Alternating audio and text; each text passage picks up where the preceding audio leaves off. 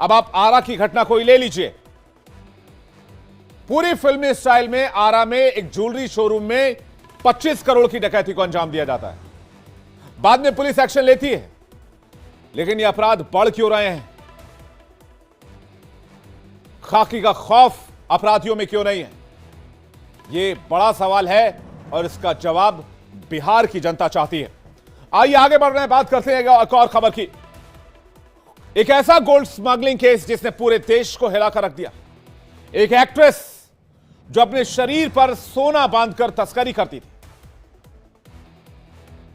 और कई महीनों से वो ऐसा कर रही थी, लेकिन आखिरकार डीआरआई के अधिकारियों को इसकी भनक लगी और वो पकड़ी गई और तब से इस मामले की जांच चल रही है। अब गोल्ड स्मगलिंग केस में एक्ट्रेस रान्या राव के बाद एक बड़ा एक्टर रेडार पर दिख रहा है। डीआरआई रान्या के करीबी दोस्त टॉलीवुड एक्टर तरुण राज उर्फ विराट कोंडूरू राज को हिरासत में ले चुकी है, पूछताछ कर रही है। 3 तेलुगु फिल्मों में लीड रोल निभा चुके तरुण पर भी गोल्ड तस्करी गिरोह से जुड़े होने का शक जताया जा रहा है। डीआरआई के अधिकारियों ने इस एंगल से जांच शुरू कर दी है कि क्या इस रैकेट में और भी लोग फिल्म इंडस्ट्री से जुड़े हो सकते हैं।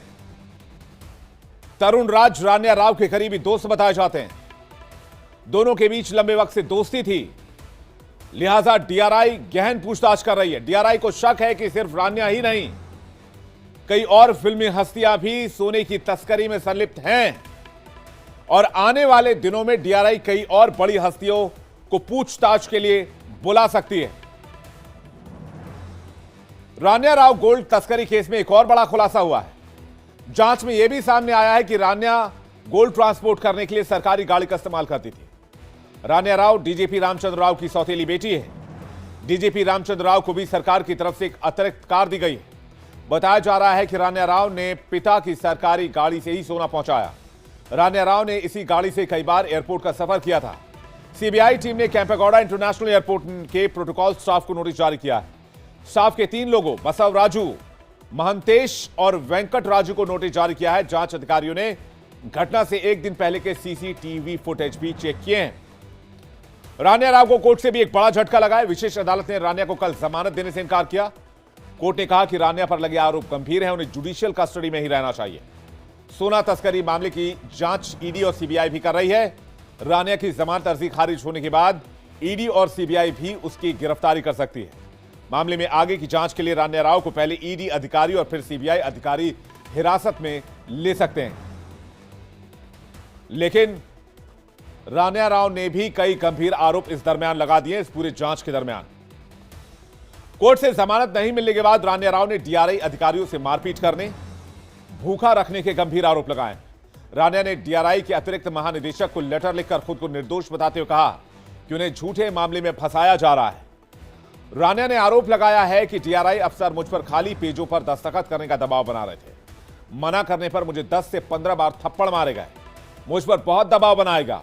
40 खाली पेजों पर साइन करवाया गया। हिरासत में मुझे जानबूझकर भूखा रखा गया और सोने भी नहीं दिया गया। रान्या ने यह भी दावा किया कि उन्हें इस मामले में फंसाया गया है।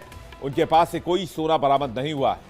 रान्या का कहना है कि दिल्ली के कुछ लोगों ने मुझसे कहा कि वो अधिकारी हैं, उन लोगों ने इस मामले के दोषियों को बचाने के लिए मुझे फंसाया है।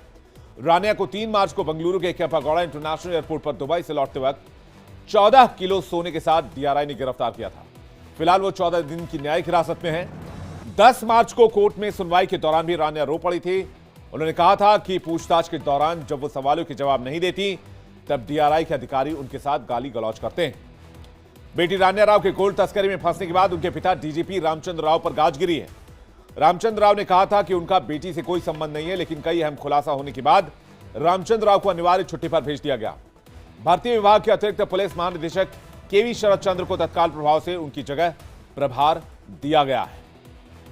यानी इस केस में कई और बड़े नाम आपको बहुत जल्द दिख सकते हैं। कई बड़े स्टार्स साउथ के आपको इस केस में